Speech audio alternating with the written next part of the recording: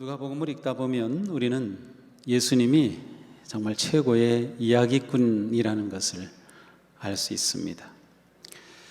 우리는 예수님의 이야기에 금방 빠져들고 또 이야기에 담긴 진리가 반짝일 때마다 기쁨이 넘쳐납니다.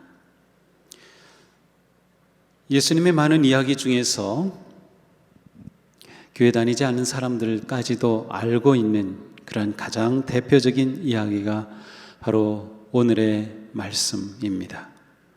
선한 사마리아 사람 이야기. 사전에서도 선한 사마리아 사람이 일반 명사가 될 정도로 그렇게 유명한 이야기이죠. 어느 날 한 율법교사가 예수님을 찾아와 묻습니다. 내가 무엇을 하여야 영생을 얻겠습니까? 율법교사는 오로지 율법을 연구하고 율법 그것만 붙잡고 사는 율법 전문가입니다. 그가 이렇게 엄청난 질문을 한 것은 사실 그가 진리를 추구하기 때문이 아니라 예수님을 시험해 보려는 의도가 있었기 때문입니다. 예수님은 담담하게 율법교사에게 물으십니다. 율법에 무엇이라고 기록하였으며 너는 그것을 어떻게 읽고 있느냐? 그가 대답합니다. 우리 같이 읽어보겠습니다. 내 마음을 다하고 목숨을 다하고 힘을 다하고 뜻을 다하여 주 너의 하나님을 사랑하여라 하였고 또 내 이웃을 내 몸같이 사랑하여라 하였습니다. 예수님이 말씀하십니다. 내 대답이 옳다. 이 율법교사는 신명기 6장 5절에 쉐마라고 불리는 이 구절과 레위기 19장 18절에 기록된 이 두 말씀을 인용하면서 쉽게 정답을 말하였습니다. 과연 율법교사답습니다. 예수님이 말씀하십니다. 그대로 행하라. 그리하면 살 것이다. 이것으로 대화는 끝난 것 같습니다. 어떻게 해야 영생을 얻겠습니까? 그러자 예수님이 율법에 기록된 대로 그대로 행하면 생명을 얻을 것이다. 그런데 이 순간 율법교사의 고질적인 병이 도졌습니다. 잘난 체의 병입니다. 그래서 예수님께 묻죠. 그러면 내 이웃이 누구입니까? 이게 몰라서 묻는 것이 아니라 자기를 옳게 보이려고 물었습니다. 처음에는 예수님을 시험하여 묻더니 이번에는 자기를 옳게 보이려고 묻습니다. 이 사람의 태도가 좀 불순합니다. 삶에서 태도는 매우 중요합니다. 우리가 어떤 마음과 태도로 사람을 대하는지, 어떤 마음으로 성경을 읽는지, 어떤 마음으로 설교를 듣는지, 어떤 마음으로 주님을 찾는지 우리의 그 마음과 태도에 따라서 달라지죠.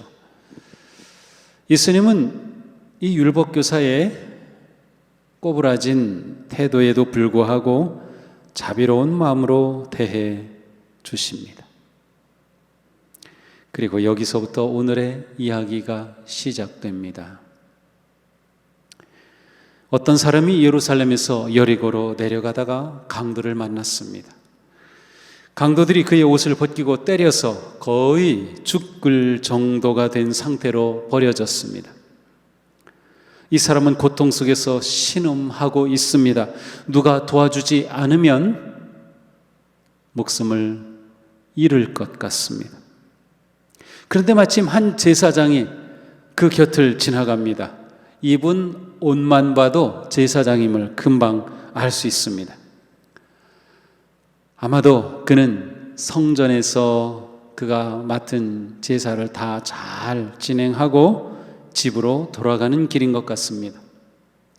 당시 이스라엘 전국의 모든 제사장들은 24개 조로 편성이 되어 있었습니다. 한 조가 한 주일씩 1년에 2번 봉사하게 되어 있었습니다. 그러니 이 제사장이 예루살렘에서 내려가고 있었으므로 이 제사장은 제사 일을 다 마치고 집으로 가는 것 같습니다. 자, 이제 이 강도 만난 사람은 제사장을 만났으니 살게 되었을까요? 그런데 이게 웬일입니까? 제사장은 이 사람을 보더니 피하여 지나가고 말았습니다. 왜 피했는지는 기록되어 있지 않지만 추측해 볼 수는 있습니다. 그 당시 정결법에 따라서 시신을 만지거나 피 흘리는 사람을 만지면 부정해집니다. 그러면 종교 활동에 참여할 수 없고 일주일간 정결할 때까지 기다려야 했습니다. 아마도 그런 이유 때문에 이 제사장이 그냥 지나쳤는지도 모릅니다. 하지만 그는 지금 예루살렘으로 가는 것이 아니라 사역을 다 끝내고 집으로 가는 중입니다. 임무를 다 끝냈으니 설령 부정해져서 일주일간 불결한들 그것이 뭐 그리 큰 문제였을까요? 어쨌든 그는 의도적으로 강도 만난 사람을 피해서 지나갑니다. 얼마 후 레위인이 또 나타났습니다. 이 레위인은 성전에서 제사장을 돕거나 성전의 기구를 돌보거나 또 물품을 준비하고 돌보는 그러한 사역자였습니다. 어쩌면 앞서간 제사장을 도왔던 사람일 수도 있습니다. 레위인은 이렇게 성전에 관계된 일을 하였기에 또 사람들로부터 존경도 받았습니다. 자, 이 레위인이 나타났으니 이 강도 만난 사람은 이제 살아나게 되었을까요? 그런데 어찌된 일인지 이 레위인도 그냥 지나쳐 피해 갑니다. 이 레위인도 정결법을 생각했을까요?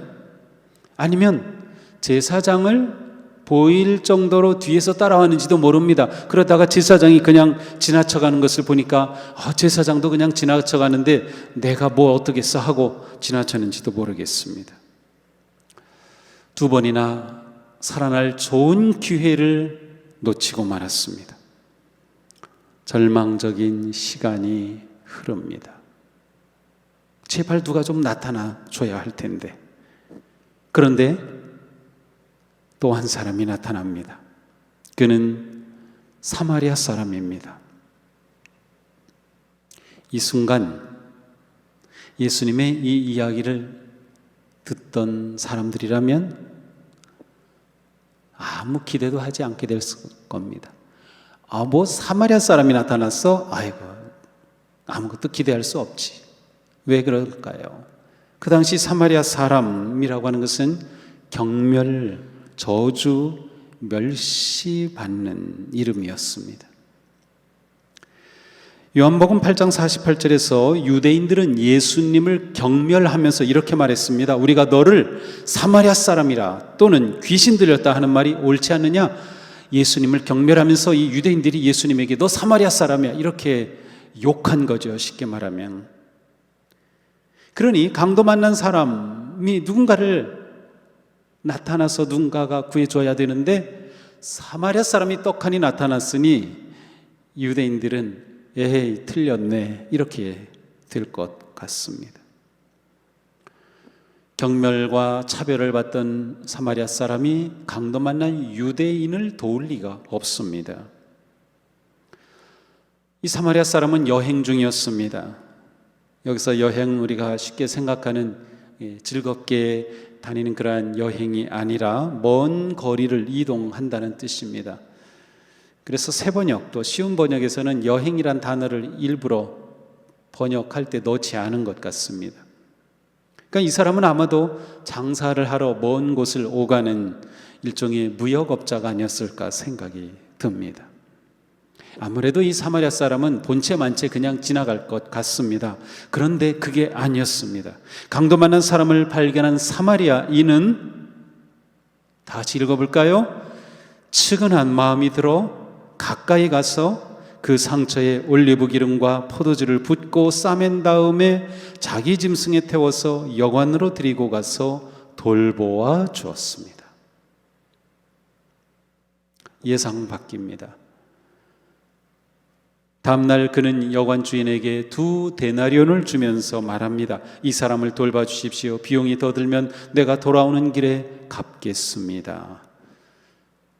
1데나리온은 하루 품삯입니다. 그 당시 하루 숙박비는 20분의 1데나리온이었습니다. 그러니까 2데나리온이면 40일치의 숙박비죠. 게다가 비용이 더 들면 돌아오는 길에 갚아주겠다고 보증까지 해줍니다. 유대인들이 여기까지 예수님 이야기를 들었을 때 그것은 엄청난 충격이었을 겁니다. 사마리아 사람이 그렇게 했다고? 믿을 수가 없어. 이건 그냥 예수님이 꾸며낸 얘기야. 뭐 이런 분위기였을 것입니다. 이야기를 마친 예수님이 율법교사에게 물으십니다. 너는 이 세 사람 가운데 누가 강도 많은 사람에게 이웃이 되어 주었다고 생각하느냐? 율법교사가 대답하죠. 자비를 베푼 사람입니다. 네? 자비를 베푼 사람? 이 율법교사도 사마리아 사람입니다 라고 말을 하지 않았습니다. 예수님은 분명히 처음에 사마리아 사람이라고 말씀을 시작하셨어요. 이 사람이 자비로운 사람이라고 말씀 안 하셨어요. 그런데 이 율법교사는 사마리아 사람이란 단어를 입에 올리지 않는 거죠. 의도적입니다. 그렇게 말하는 게 껄끄러웠을 겁니다. 자비를 베푼 사람입니다. 예수님이 말씀하시죠. 가서 너도 이와 같이 하라. 오늘 말씀은 3가지 질문으로 구성되어 있습니다. 오늘 본문에는 3가지 질문이 나옵니다. 무엇을 하여야 영생을 얻겠습니까? 내 이웃이 누구입니까? 누가 이웃이 되어 주었느냐? 자, 이 3 질문 중에 예수님의 질문은 3번째, 누가 이웃이 되어 주었느냐입니다. 예수님의 이 질문이 오늘 이 이야기의 핵심으로 들어가는 길을 열어줍니다. 예수님의 질문은 모든 것을 뒤집어 보게 하는 혁명적인 질문이기 때문입니다. 율법교사는 종교인이었습니다. 그는 자기중심적으로 율법을 해석했습니다. 그에게는 누가 내 이웃인가가 중요했습니다. 당시 유대인들에게는 이웃의 범위에 대한 자기들의 규정이 있었습니다. 그리고 그 범위 안에서 율법을 실천하였습니다. 그들이 볼 때 이방인은 이웃이 아니었습니다. 당연히 사마리아 사람도 이웃이 아니었습니다. 떠나가서 유대인이었다 하더라도 세리와 창기들은 이웃이 아니었습니다. 그들이 정한 경계 안에 들어올 수 있는 사람들만이 그들의 이웃이었고, 그리고 이웃을 사랑하라고 하는 말씀은 그들이 정한 경계 안에 있는 그 사람들에게만 적용하였습니다. 예수님은 이런 생각을 완전히 뒤집으신 겁니다. 누가 내 이웃인가를 묻지 않으시고 내가 누구의 이웃이 되어 주어야 하는가를 물으셨습니다. 자기중심적인 편협한 생각을 이웃중심으로 전환하십니다. 우리의 문제는 내가 누구의 이웃이 되어줄까를 묻지 않고 내 이웃이 누구인가를 규정하는 데 있습니다. 누가 내 당인가? 누가 내 진영인가? 누가 내 편인가? 이것 때문에 세상이 흔들리고 갈등하고 싸웁니다. 보수와 진보가 대립하고 지역주의가 팽배하고 학연과 지연의 틀에 갇힙니다. 교회에서도 성직자, 평신도로 구분합니다. 이런 구분은 종교 전문가들의 특징입니다. 교만하고 권위의식에 묶여있고 특권의식에 빠진 모습입니다. 이에 반해 사마리아 사람의 모습은 어떻습니까? 그는 강도 만나 피 흘린 그 사람이 유대인이든 아니든 상관하지 않았습니다. 누군가 강도를 만나 죽어가고 있다면 당장 그를 살리고 돕는 것이 도리이지 내 이웃인지 아닌지를 따지지 않았습니다. 그것은 옳지 않았습니다. 설령 강도 만난 그 사람이 사마리아 사람들을 경멸하고 멸시했던 유대인이라 하더라도 상관이 없었습니다. 우리는 이 사마리아 사람의 행동을 유심히 관찰할 필요가 있습니다. 그의 행동은 무엇을 하여야 영생을 얻겠습니까? 라고 하는 인생의 핵심 질문에 대한 예수님의 대답이기 때문입니다. 율법교사는 예수님을 찾아와 영생에 관해 물었습니다. 그런데 가만히 묵상해 보면 예수님은 이 물음도 뒤집으십니다. 무엇을 해야 영생을 얻을까가 아니라 영생을 얻은 사람이라면 무엇을 하는가? 라고 물어야 함을 보여주십니다. 율법교사는 율법의 핵심 내용을 완벽하게 파악하고 있었습니다. 그가 대답한 그 대답은 예수님이 하시는 말씀과 똑같았습니다. 예수님께서도 하나님을 사랑하고 이웃을 사랑하는 것이 모든 율법과 선지자의 대강령이다. 모든 율법과 선지자의 큰 뜻이 바로 하나님을 사랑하고 이웃을 사랑하는 것이다 라고 말씀하셨어요. 율법교사도 똑같이 대답했습니다. 그러므로 율법교사의 대답처럼 마음과 목숨과 힘과 뜻을 다하여 하나님을 사랑하고 그렇게 이웃을 자신과 같이 사랑하는 삶에 영생이 있습니다. 그런데 하나님을 사랑하고 이웃을 사랑하는 삶을 살기 위해서 유대인들은 경계선을 만들었습니다. 사랑의 한계를 정하였습니다. 그러니 조건적이고 제한적인 사랑이 될 수밖에 없었습니다. 비록 동족인 유대인이라 하더라도 피 흘리고 있는 사람은 사랑할 수 없는 상황이 된 것입니다.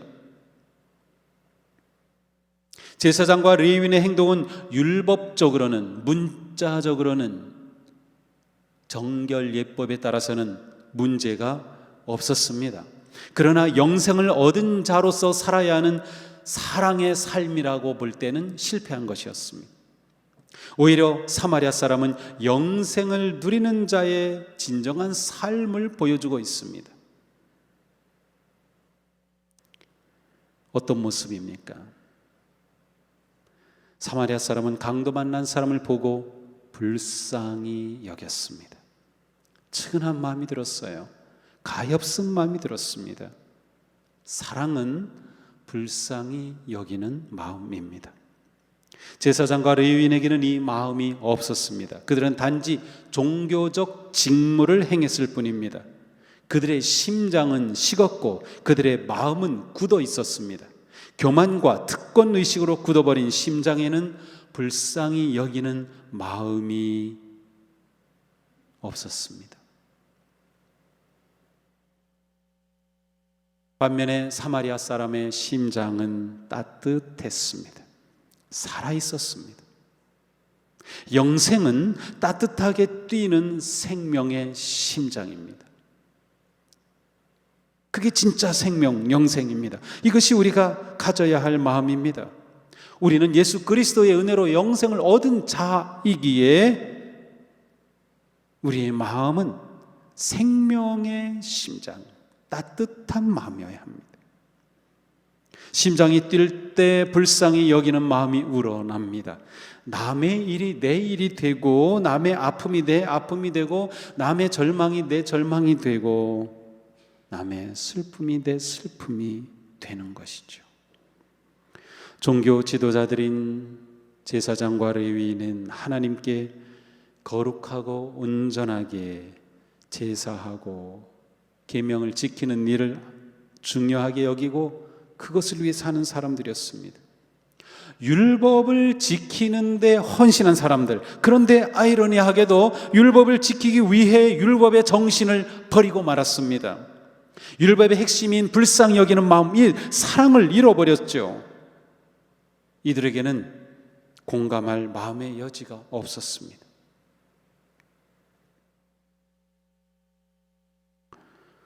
불쌍히 여기는 마음으로 사마리아 사람은 가까이 다가갔습니다.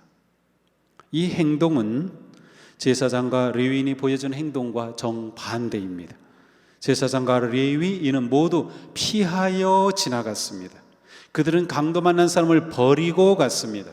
거리 두기를 하였습니다.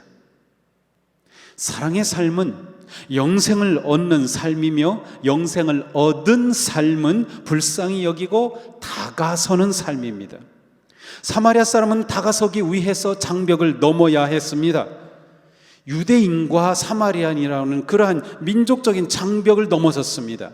사마리아 사람은 다가서기 위해 강도가 또 나타나면 어떻게 하지라고 하는 그 두려움의 장벽을 넘어섰습니다. 당시의 사회적인 장벽, 문화적 장벽, 관습의 장벽, 종교의 장벽을 넘어섰습니다. 그리고 다가갔습니다. 우리가 열심히 신앙생활할수록 자칫 율법에 갇혀 장벽을 만들고 경계선을 만들 위험이 있습니다. 사람과의 관계에서, 사역에서, 일과 직장 생활에서, 가정에서 다가설 수 없는 장벽과 경계가 있다면 내가 신앙인이 아니라 종교인이 된 것은 아닌가 물어보아야 합니다. 우리는 가까이 다가가고 있습니까? 성도 간에, 이웃 간에, 전도할 분들에게, 가족에게 따뜻한 마음으로 다가가고 있습니까? 사마리아 사람이 가까이 다가서니 보였습니다. 강도 만난 자의 상태가 어떠한지 보였습니다. 그에게 필요한 것이 무엇인지 보였습니다. 멀찍이 거리 두기를 해서는 볼 수 없는 것들이 다가서니 보였습니다. 그렇습니다. 다가서면 보입니다. 다가서야 보입니다. 사마리아 사람은 보이는 것에 따라서 돌봐주었습니다. 어떻게 돌봐주었습니까? 같이 읽어봅니다. 그 상처에 올리브 기름과 포도주를 붓고 싸맨 다음에 자기 짐승에 태워서 여관으로 데리고 가서 돌봐주었다. 자, 먼저 상처를 만져주었습니다. 응급처치하였죠. 당시 올리브 기름과 포도주는 상처를 소독하고 염증을 예방하는 데 사용되었습니다. 그런데 이 올리브 기름과 포도주는 성전에서 제사를 드릴 때, 항상 드리는 상번제를 드릴 때도 사용되었습니다. 제사장이 제사를 지내면서 사용하는 거룩한 성물이 올리브 기름과 포도주였습니다. 그렇다면 두 가지 중에서 어떤 올리브 기름과 포도주가 진정으로 거룩한 것일까요? 성전에서 사용되던 올리브 기름과 포도주, 아니면 상처에 붓는 올리브 기름과 포도주, 어느 것이 진정 거룩한 것일까요? 둘 다 거룩합니다. 둘 다 거룩합니다. 자, 그러나 제가 이렇게 질문하면 답이 바뀔 수 있습니다. 이날 강도 만난 사람을 피해갔던 그 제사장이 예루살렘 성전에서 부었던 그 포도주와 올리브 기름, 아니면 사마리아 사람이 강도 만난 사람을 치유하기 위해 부었던 올리브 기름과 포도주, 이 둘 중에 어느 것이 거룩한 것일까요? 이렇게 묻는다면 사마리아 사람의 기름과 포도주가 거룩합니다. 결국 무엇이 거룩한가는 그가 어떤 사람인가에 의해 결정됩니다. 생명을 회복하고 살리는 일에 사용될 때 그것은 거룩한 것입니다. 사마리아 사람은 필요를 채워주었습니다. 응급처치를 해주고 상처를 싸매주고 소독과 감염 예방 조치를 하였습니다. 그리고 잘 회복될 수 있도록 여관으로 데리고 가서 안정을 취하게 해주었습니다. 강도에게 모두 빼앗기고 아무것도 남지 않은 이 사람을 위해 숙박비와 추가적인 비용까지 기꺼이 지급해 주었습니다. 이 사람을 돌봐 주십시오. 비용이 더 들면 내가 오는 길에 갚겠습니다. 정말 실제적이고 구체적이고 꼭 필요한 것을 챙겨 주었습니다. 이것이 이웃 사랑입니다. 그러고 보니 사마리아 사람의 모습은 예수님과 꼭 닮았습니다.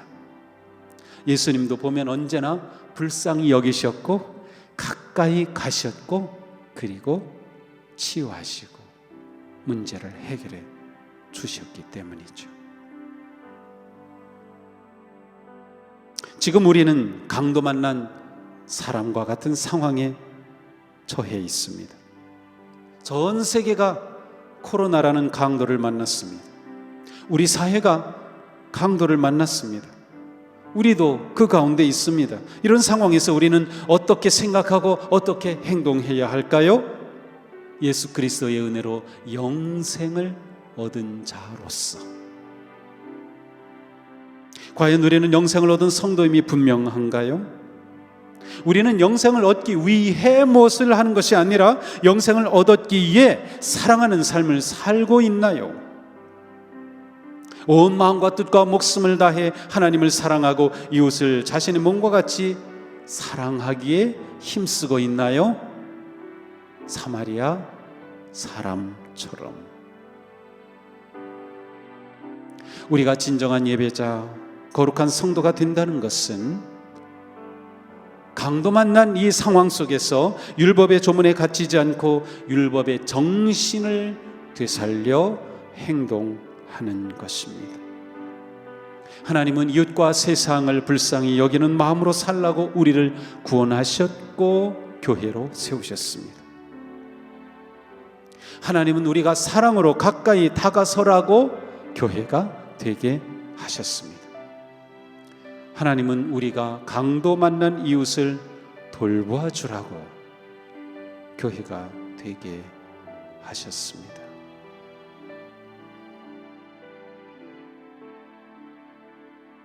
우리가 어떻게 강도 만난 자의 이웃이 되어 줄 수 있을까? 변화되어야 할 사람은 바로 우리 자신입니다.